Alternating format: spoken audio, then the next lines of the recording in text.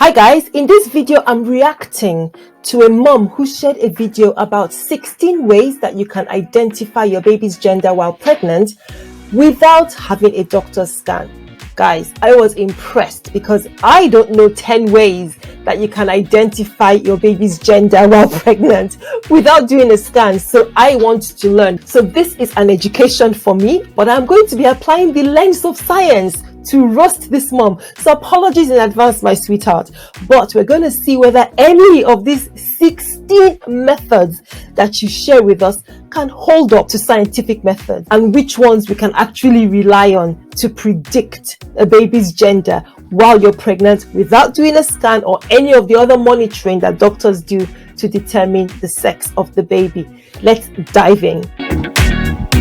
So before we start the video, I'm going to give out this disclaimer to say that I am not a doctor, I am not a nurse, I'm not a midwife, I am not a medical practitioner at all. I'm just a mom of two sharing my research and also my experiences about pregnancy for you guys to, just be in the know. For today's video, I'm going to share 16, yes, you heard it right, 16 signs that you're having a boy or a girl. So yes, if you're watching this video and you're pregnant, congratulations. If you haven't had your ultrasound yet, then this is just a video for you, because I'm very sure you are curious to know if you're having a boy or a girl. Okay guys, exactly as she said. So by way of introduction, this is Vivian from the YouTube channel What Mother Loves, and she's absolutely right that many women, when they're pregnant and before the 20-week scan, everyone's curious about what the baby's gender is. Of course, that's natural. The question is whether any of the methods that are suggested before the scan or blood test and all that can confirm the baby's gender are reliable. So let's have a look at the different things that she came up with. Well, the first sign is your HCG hormone levels, right? So when you're pregnant, your HCG hormone levels are usually high than when you're not pregnant.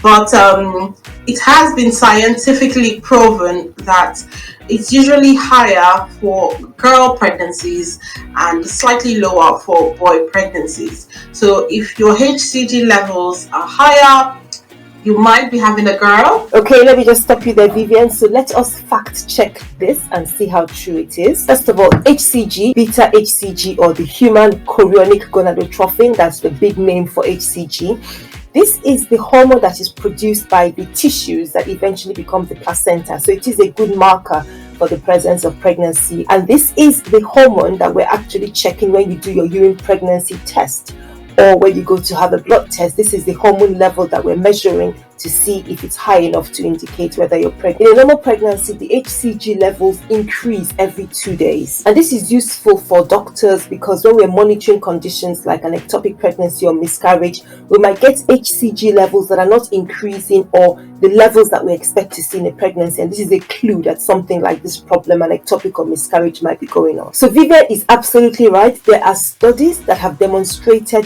this. An IVF study demonstrated that HCG levels are around 18% higher in female babies by the 3rd week of pregnancy and remain higher throughout the pregnancy than in male babies. So yes, this claim is backed by research. Let's have a look. So here's the study. So this is backed up by research. But my only question is, how useful is this in the life of an everyday person? What baby, what male child pregnancy do you have to compare to see whether your levels are 18% or so higher, and that indicates that this is likely to be a girl that you're carrying rather than a boy? That's my first question. And of course, the other thing is you might have other studies which find completely different or opposite scenarios. For example, there's another study that found that women with preeclampsia carrying male babies have higher HCG levels than women who are carrying female babies. Preeclampsia is a condition that is associated with high blood pressure in pregnancy. Please go and check out my pregnancy playlist where I describe this and talk a lot about this. So there is another study that counters this information. I wouldn't rate this particular method, this relying on the pregnancy hormone, to determine if the baby gender is male or female. I wouldn't rate this very, very highly because obviously some studies have found in support and other studies haven't. So tip number 2 is mood swings. So if you feel moody or hormonal and you just don't feel up for anything really, you might be having a girl. But if you feel laid back, relaxed, chilled, happy, and just going with the flow, basically, you might be having a boy. Okay, so mood changes are a feature of any pregnancy, whether you're carrying a boy or a girl, and are usually as a result of the hormone changes in your pregnancy. Now, other things can also affect your mood when you're pregnant. Symptoms, some of the issues that you're experiencing in your pregnancy: heartburn, really bad constipation, swollen feet, vomiting. All that going on is enough to put a damper on your mood, whether you're carrying a boy or a girl. So in terms of that question, that having mood swings equates to carrying a girl when you're pregnant, that's obviously no basis for that. There's clearly an effect on the mood when you're pregnant, and some women can be very emotional, and it can be as a result of the fluctuations in the hormones. But don't forget, it can also be as a result of something else or whatever else that they are going through. The other thing as well is, as the levels of the hormones go up and down, many women find that when they come out of their first trimester, things seem to look up, they perk up, they feel a lot better, and they're more able to cope and adjust with their pregnancy. So it does vary, but not necessarily because anyone is carrying a boy or a girl child. And this is also backed up by the science, where there is no evidence that having higher or lower estrogen or progesterone levels can in any way affect the gender of your child when you're pregnant. I've got 2 kids, a girl and a boy, and I'm going to share my own experience after having a girl baby and a boy baby.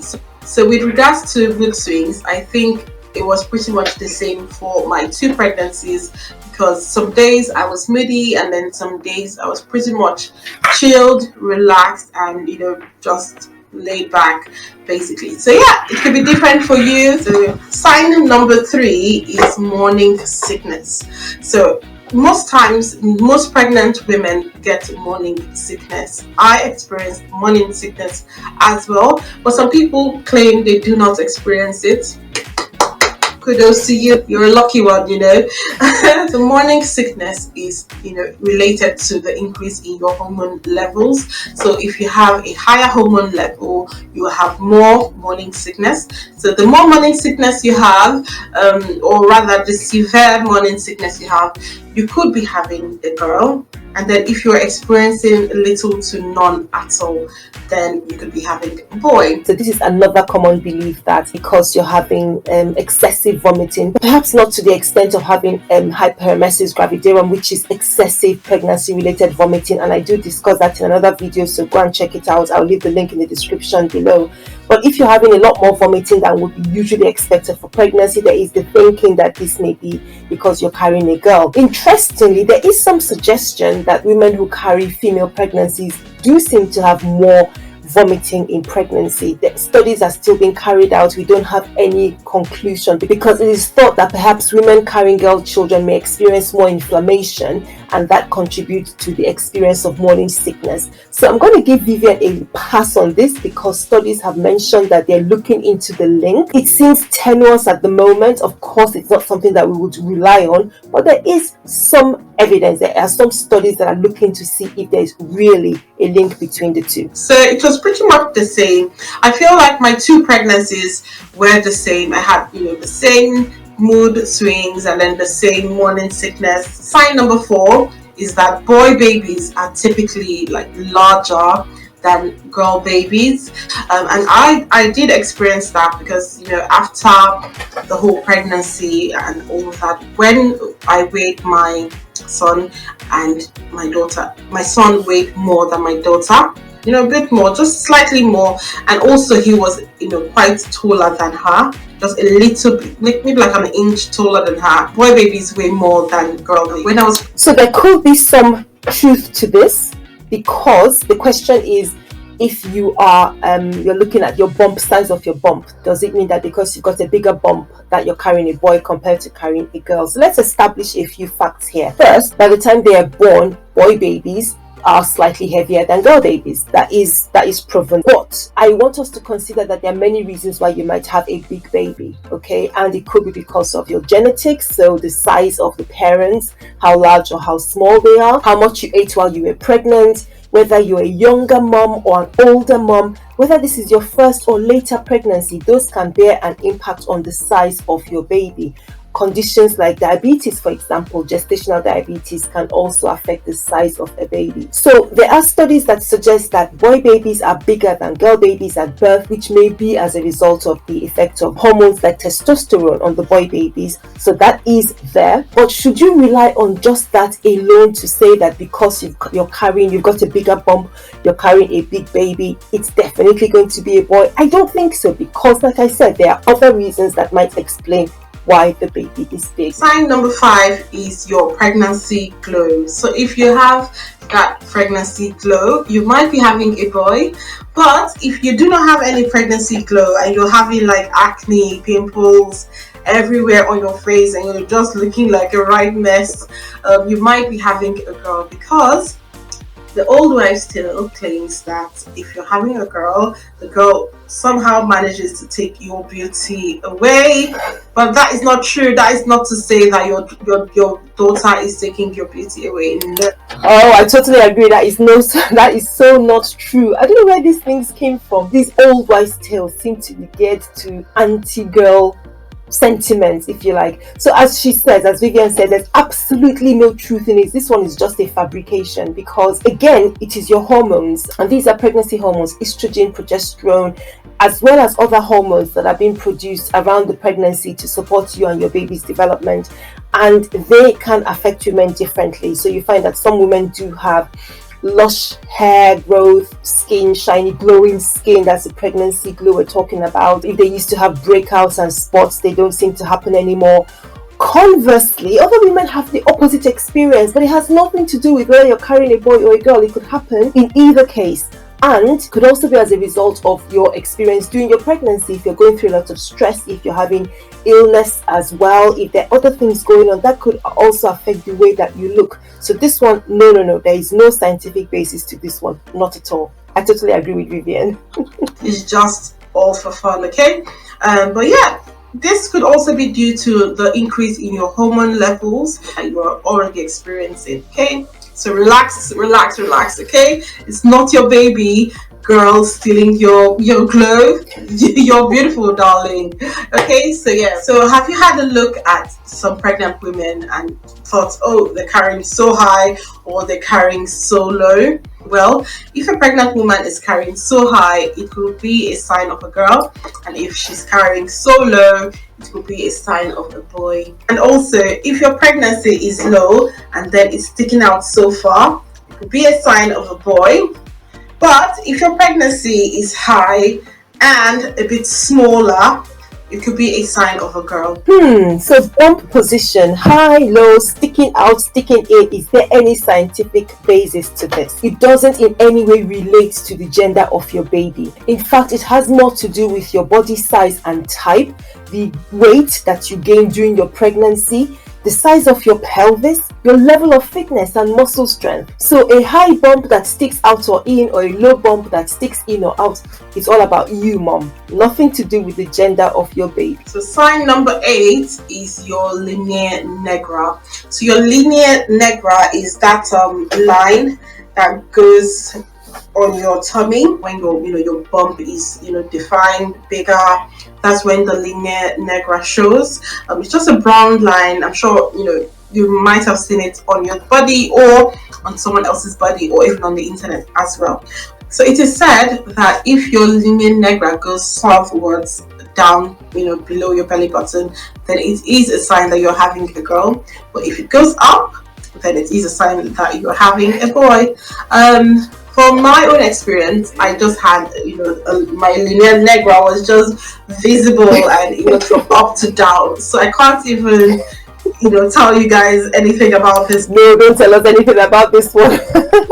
No, I totally agree. Don't even tell us. There's nothing to tell us about this one.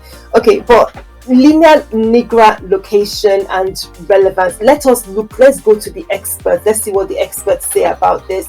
So let us go. So this is DermNet. It says the linea nigra is a vertical line that runs down the middle of the abdomen, and it can be one of the earliest indicators of pregnancy. It's also known as the pregnancy line. And they say it is caused by, let's have a look at the causes, caused by placental hormones, metabolic factors, and immunological factors. Oh, look here, it says it can also affect men and children. Okay, it occurs in more than 90% of pregnant women. What about the 10%? So if it has something to do with your gender, the gender of your baby, what about the 10% who don't have a linea nigra? Okay, so this one, no, I'm not buying this one. It also usually exists vertically along the midline. So let's see if we can find some pictures. I know you would all know what a linea nigra looks like, but these are some examples. Okay, so it runs down the midline. It can go from the pubis to the umbilicus, and in some cases travel upwards towards the sternum. It is harmless and it needs no treatment. It can fade after pregnancy and happen again in the subsequent pregnancy. So its length, its size, where it's located or where it's positioned has nothing to do with your baby's gender. Both pregnancies, for my boy and for my girl, I had a visibly defined linea nigra. So sign number 9 is if your baby daddy has put on some weight. So if they've put on some weight, it's a sign that you could be having a girl. And if they remain the same or even have lost weight, it could be a sign that you're having a boy. No, Vivian, I'm not letting you go away with this one. What? No. Sympathy weight. That is not the mom, the dad, whether he's gained weight or lost weight. No. This one is just this is fabrication. This has no basis in science at all. But I'm going to check this one. It has no basis in science at all. Sign number 10 is your hair growth. So if your hair is growing and just blossoming and longer, thicker, you're just shining, glowing, you might be having a boy. This is also related to your pregnancy glow as well. So if your hair is growing and doing so well, you might be having a boy, and if your hair is not growing and it's just the same, really no difference, maybe they were shedding, you might be having a girl. So we need to ask where these mindsets come from, because why is it that when the hair is dull and not growing, it's a girl, and when it's shining and everything all good is happening, it's a boy? We need to find out where this came from, but there is no basis. Okay, so this also goes back to what we were saying about the pregnancy glow, related to the pregnancy glow, because it has to do with skin and hair. And again, it is about your hormones. And again, it's about how it affects different women differently. And it might also have something to do with her experience of the pregnancy. Is she having a smooth pregnancy, or is she troubled by different things, heartburn and pelvic pains, swelling, just different things that could make a woman uncomfortable in her pregnancy. We're not even talking about infections or blood pressures and all that could affect a woman's pregnancy and take away this pregnancy glow and lustrous hair. So first, it's got nothing to do with gender. It may have things to do with the hormone levels going up and down, plus the added stress that some women could experience in their pregnancies. When I was pregnant for my girl, my hair was growing, it was doing so well. I had longer hair, I was even my hairstylist was telling me my hair was thicker, longer, and it just looked so lush. And the same thing happened as well when I was pregnant for my boy as well. So this one, there are exceptional cases. So it just depends, and as I said before, everyone is different, so it might be different for you. You might experience the same thing I experienced. Sign number 11 is for you to drink more water, because when you're pregnant, you're going to be dehydrated, so it's best for you to drink more water. If your urine color is dull yellow, it's a sign that you might be having a girl. And if your urine color is bright yellow, then you might be having a boy. Vivian, we were doing so well. At the beginning until we got to if the urine is dark, it's a girl, if it's light, it's a boy. Where are these people coming up with these ideas? Okay, so there is no basis for that. Yes, it is important to drink plenty of fluids when you're pregnant, otherwise you could get dehydrated. What are the reasons why your urine color could be different? There are a few reasons, okay? It could be from dehydration, because when you are dehydrated, that is, you don't have enough fluids for your body's needs, your urine does look more concentrated, so it can look dark yellow. Okay, and that's one sign that you might be dehydrated. But medication or drugs that you're taking and foods that you're eating are also things that could affect the appearance of your urine. But to say that it is carrying a boy or carrying a girl that affect the color of your urine, nope. So sign number 12 is for you to look at your baby's ultrasound and look at the size of your baby's forehead. Now, if your baby's forehead is slightly bigger, it could be a sign that you're having a boy. And if your baby's forehead is slightly smaller, it could be a sign that you are having a girl.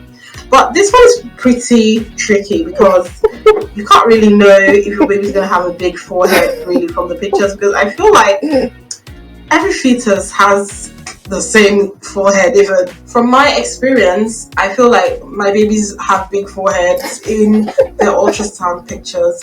So I can't really say. This is an interesting one because I actually hadn't heard this one before about the baby skull size, and I thought, maybe we're going somewhere with this one. There is actually the gender skull theory. So there is this theory which says that looking at the scan photograph, so this is well before your 20-week scan, perhaps a very early scan, maybe after 10 weeks or something, a sonographer can measure the length of the bones and they can determine whether the child is a boy or whether the child is a girl just by measuring the bones. And there are a few issues. The position that the baby is lying at the time the scan is done or the photograph is taken could affect any measurements that you're trying to do in the first place. So this can't be reliable. And then the next thing is that the baby is still developing. How would we take any measurement at 10 weeks or 11 weeks or whenever that this scan is taken? How can we rely on this as an indicator that this forehead is bigger than comparatively? So there are a few issues that I have with this skull gender theory, but it is out there. There are people who consider that there's some value, and I did find a website which actually references this. It's important that they also admit that you shouldn't expect 100% accuracy. There is still a wide range of variations regarding your baby's skull and gender. Remember, every baby is different. Some girls are born larger and some boys are born smaller. I think that says it all. Have a look at your one. Do you think it's bigger?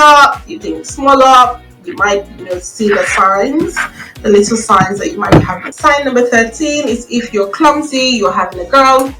And if you're not clumsy, if you're feeling stronger and energetic, you might be having a boy. Let's talk about clumsiness when you're pregnant. Of course, being pregnant, you're big bump and putting on weight, so this affects your center of gravity and you're more unstable, really. So of course, you're likely to be more clumsy, losing a step and just struggling to transport your bigger self around. Does this depend on the child, the gender of the child you're carrying? No, there is no evidence at all that it has anything to do with your baby's gender. It is simply the fact that you're pregnant, you're carrying more weight of your baby, carrying more fluid, and it affects your center of gravity.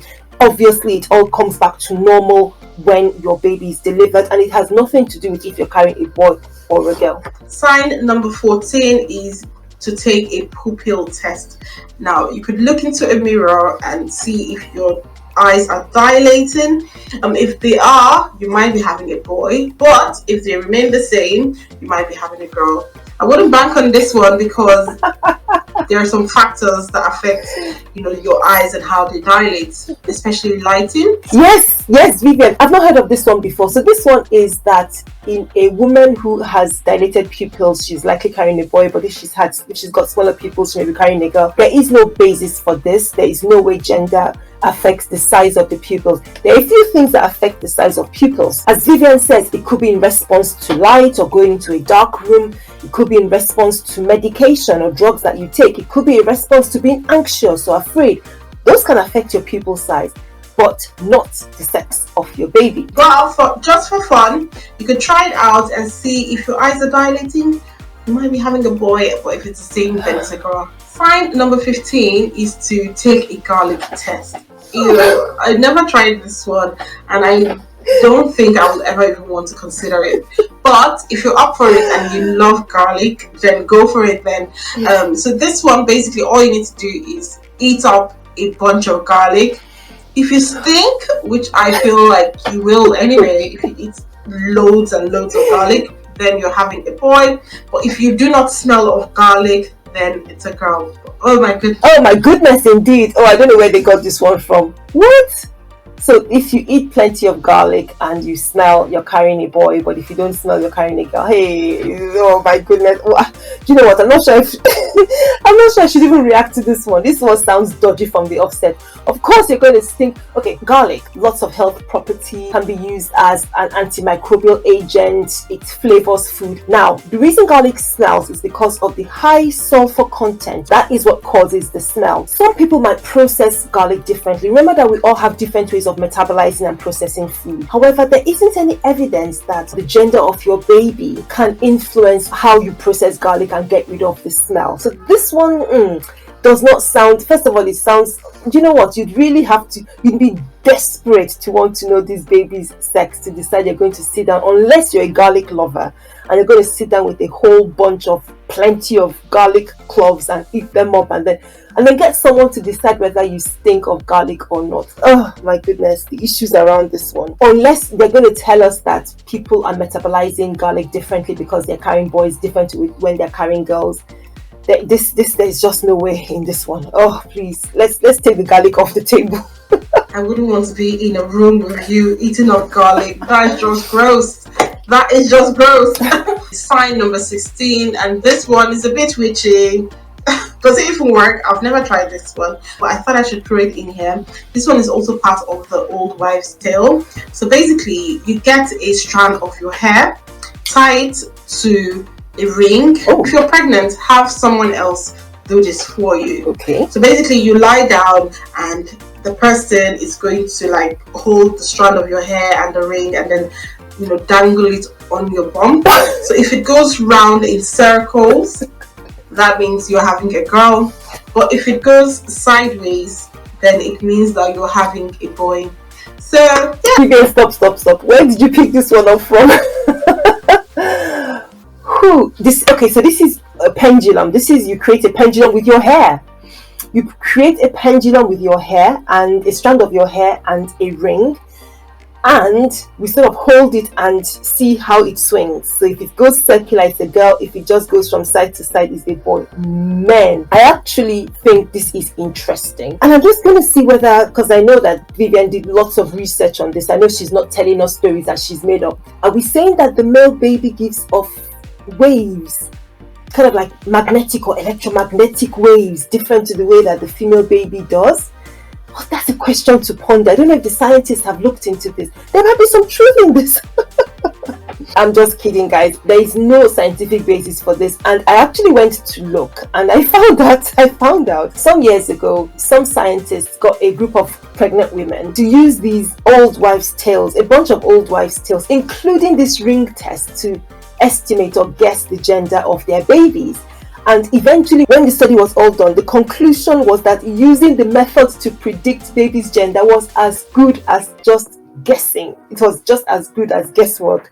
So we've got the evidence that there is nothing to this. This is just one of those, old wives' tales. Those old wives, they really sat around. I'm not sure they didn't have much to do apart from very active imaginations going into overdrive. So yeah, that is it for my 16 signs that you could be having a boy or a girl. Let me know in the comments down below your experiences. Wow, amazing. I didn't know that we had up to 16, and I found out that there are lots more of these ideas. Okay, so you can do any of these things just for the fun of it. Okay, of course, women will have scans in pregnancy, so usually your anomaly or 20-week scan where the doctor is able to visualize the baby's genital organs and then can tell whether it's a boy or a girl.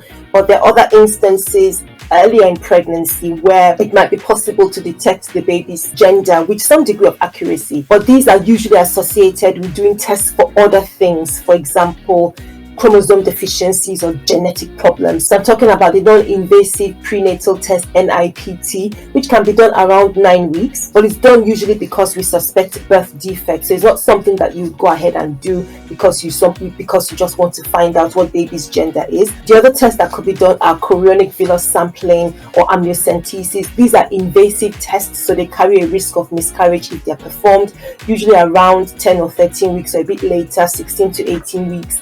and what they're done primarily for is to assess for any chromosomal abnormalities. So you really wouldn't want to go and do them because you're just curious about your baby's gender. But assuming that tests were being done anyway, they can give accurate information about the baby's gender. So thank you very much to Vivian for putting this together and for doing the research to source out this. Many women are indeed curious about it, and I'm glad that she gave her own examples to demonstrate that there's really nothing to these apart from old wives' tales, not much basis in science. The most reliable method we have is your scan. The scan, of course, can have some issues because sometimes the baby is positioned such that the sonographer cannot see the genitals at that point. So I know we're saying that the scan is the best method, but it also has its own downsides or disadvantages. Let me know what you think about this video and my reaction to Vivian from What Mommy Loves. Head over to her channel if you want to watch the full video. It's really fun and interesting, and she does talk a lot about her own personal experience with pregnancy and being a mom of two. If you want to learn more about pregnancy related issues, go and have a look at the playlist on my channel. Give this video a like, guys. Let me know what you think in the comment section. Don't forget to subscribe and share with a friend, and I will see you again soon. Bye.